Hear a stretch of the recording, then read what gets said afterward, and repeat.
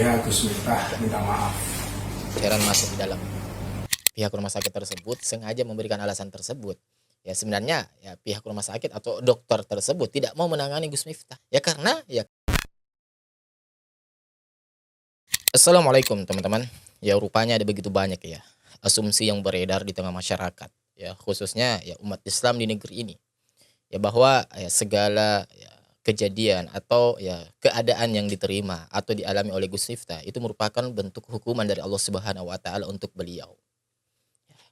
Tetapi ya sebelum kita lanjut teman-teman, ya sebuah disclaimer penting ya. Saya mengenakan ya belangkon seperti ini itu bukan berarti saya ini ya ngaku sebagai seorang Gus ya ataupun kiai. Ya walaupun ya fungsi daripada ya belangkon itu yaitu merupakan fungsi sosial ya untuk menunjukkan martabat atau kedudukan ya bagi pemiliknya. Ya, dan juga teman-teman yang paling terpenting bahwa ya saya nggak pernah ya ngegoblok-goblokin ya orang kecil teman-teman. Baik kita lanjut teman-teman ya. Persoalan Gus Miftah ya ada begitu banyak nih asumsi yang beredar. Ini mah bentuk balasan dari Allah. Ya ini mah bentuk azab dari Allah. Ini mah hukuman dari Allah Subhanahu wa taala. Wajarlah ya Pak Miftah itu mengalami hal seperti ini ya karena itu ya itulah yang selama ini ya beliau tanam ya. Maka hari ini yang beliau tuai. Ya ada begitu banyak asumsi seperti itu teman-teman yang kita dapati. Entah itu di channel ini yang komentar ataupun di channel-channel yang lain. Yang pada intinya begitu banyak kaum muslimin di negeri ini. Itu mereka ini sudah gedek melihat sosok Gus Miftah. Ya. Tetapi teman-teman saya di sini ya saya tidak akan menjawab secara pasti ya apakah ini bentuk azab atau bukan, apakah ini bentuk hukuman atau bukan. Tetapi di sini saya ya ingin mengajak kalian itu untuk berpikir, ya mengajak kalian untuk berpikir dan melihat ya segala hal yang telah terjadi ini, lalu kita menimbangnya dan kita menganalisanya teman-teman.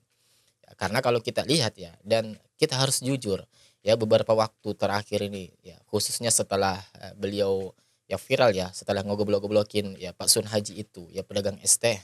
Nah itu begitu banyak bermunculan jejak-jejak digital daripada Gus Miftah. Ya.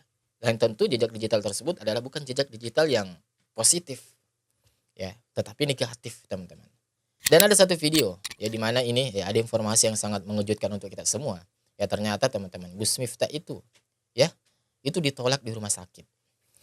Ditolak untuk berobat ya di rumah sakit. Ya, dan alasannya itu teman-teman, ya Allah ya sangat membuat kita ini geleng-geleng kepala. Jadi ini beritanya teman-teman ya bersumber di Viva ya iNews. Gus Miftah curhat disepelekan rumah sakit, diragukan bisa bayar atau tidak. Ya. Viva Showbiz ya. Gus Miftah baru-baru ini dikecewakan oleh pelayanan dokter dari salah satu rumah sakit internasional di Yogyakarta. Gus Miftah merasa dokter tersebut telah menyelipkan dirinya untuk menuding tidak mampu membayar biaya pengobatan di rumah sakit. Pulang dari rumah sakit, Neng Maika nangis. Ya, anaknya mungkin beliau ya. Aku nggak mau lagi ke dokter itu. Wajar nggak sih? Periksa kok ditanyain mampu bayar enggak? Ya di sini mahal mending di rumah sakit Prambanan, Mbak. Ya, kata Gus Miftah. Rupanya ini juga bukan kali pertama Gus Miftah mengalami kejadian tidak menyenangkan dari rumah sakit yang sama. Sebelumnya, ketika sang istri mengidap dulu ya, keluarga Gus Miftah juga mendapatkan perlakuan kurang menyenangkan dari pihak rumah sakit. Ya, jadi bukan kali pertama teman-temannya Gus Miftah ini ya, kalau kami juga ditolak dari pihak rumah sakit untuk berobat di situ. Ya, tetap pernah juga istri beliau itu juga mengalami hal yang serupa. Ya, coba teman-teman. Ya, seorang Gus Miftah, seorang Gus loh, itu ditolak rumah sakit. Dan alasannya ya mungkin kita bisa sebut sepele ya, ya nggak bisa bayar. Kok bisa-bisanya sih ya seorang Gus Miftah itu ya dianggap nggak bisa membayar. Padahal masya Allah kekayaan beliau itu kan sangat melimpah. Atau mungkin saya duga ya pihak rumah sakit tersebut sengaja memberikan alasan tersebut. Ya sebenarnya ya pihak rumah sakit atau dokter tersebut tidak mau menangani Gus Miftah. Ya, kalau saya duga ya.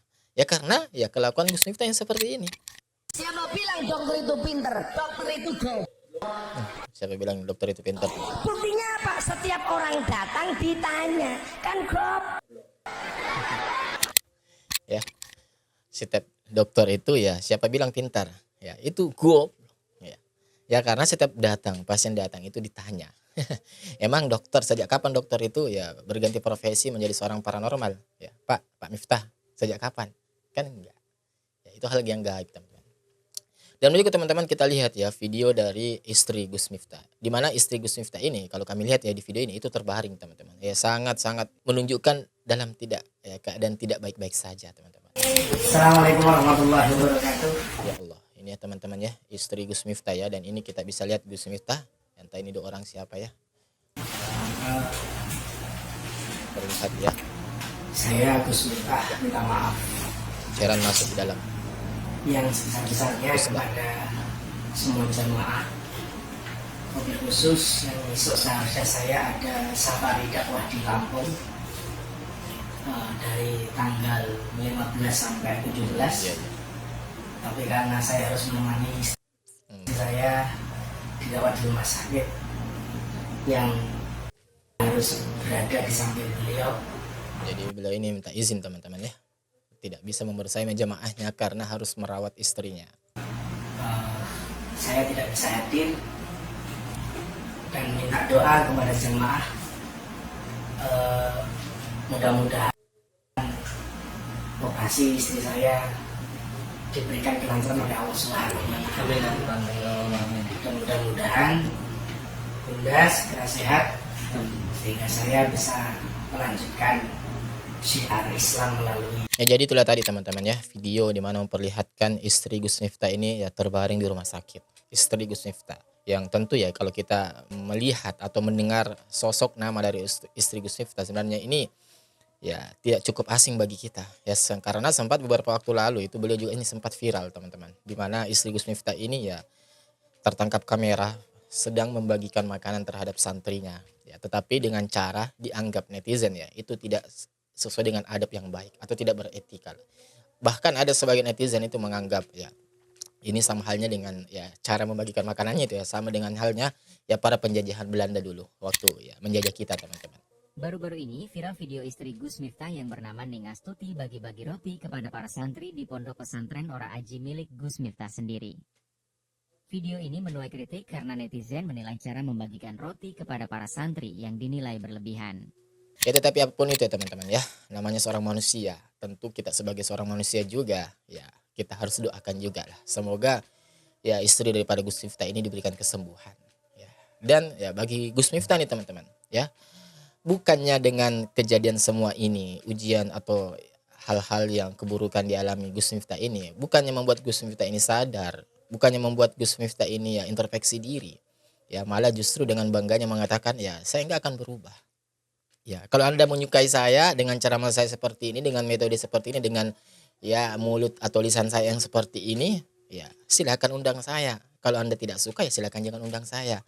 Lola takoni kali napa kanca-kanca wartawan niku. Gus Miftah umpama balik ngaji meneh modelnya akan diganti apa ora? Yo, ya. Teman-teman wartawan ya bertanya kepada Gus Miftah. Gus Miftah kalau ngaji kembali model ceramahnya apakah diganti atau enggak?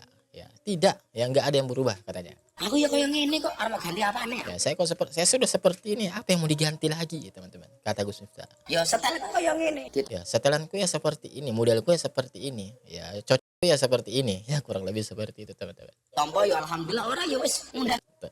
Liyane ngoten mawon to. Jadi lah kula takoni setelnya Diterima ya alhamdulillah, kalau enggak diterima ya terserah gitu lah.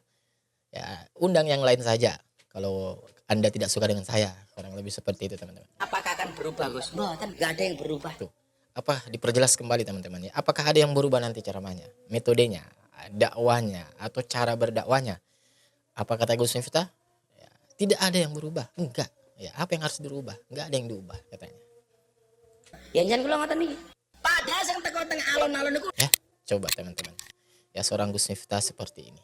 Ya, tidak mau mendengar nasihat. Ya, enggak mau mendengar saran dari umat. Ya padahal saran tersebut adalah saran kebaikan. Ya.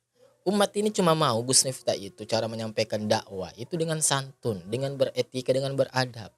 Kata-kata yang selalu menjerumuskan kepada hal-hal kesemi-semi cabul, kemudian ngegoblok-goblokin orang, yang ngerendahin orang, itu dirubah. Itu maunya netizen, itu maunya umat ini. Cuman itu dan itu positif teman-teman. Tetapi apa respon daripada Gus Miftah? Ya, nggak ada yang mau berubah, nggak ada yang dirubah. Ya, apa yang salah? Ya tidak perlu saya rubah katanya. Saya sudah seperti ini. Kalau kalian suka undang saya. Alhamdulillah, kalau nggak suka ya cari ustaz yang lainnya. Coba. Ya, nggak mau menerima kritikan, nggak mau menerima koreksi dari orang lain. Ya, hanya maunya bisa menasihatin orang lain, hanya maunya ya ngeguruin orang lain. Tetapi ketika mendapat ya kritikan dari orang, dari umat, kritikan perbaikan itu nggak didengar teman-teman. Ya, coba. Kalau sifat seperti ini ya, kalau kelakuan seperti ini, ya sifat seperti ini, apakah ini bukan menunjukkan sifat kesombongan teman-teman? Ya, definisi kesombongan itu kan ya, menolak kebenaran.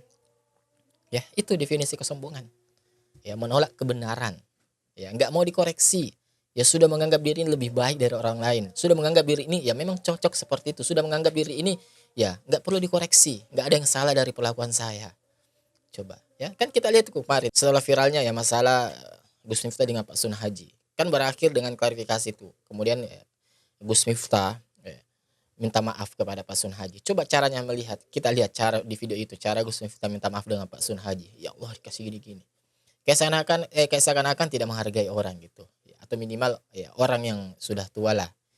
Coba ya kan, masih kental dengan rasa-rasa ya angkuh dan kesombongannya. Kalau saya duga ya seperti itu teman-teman.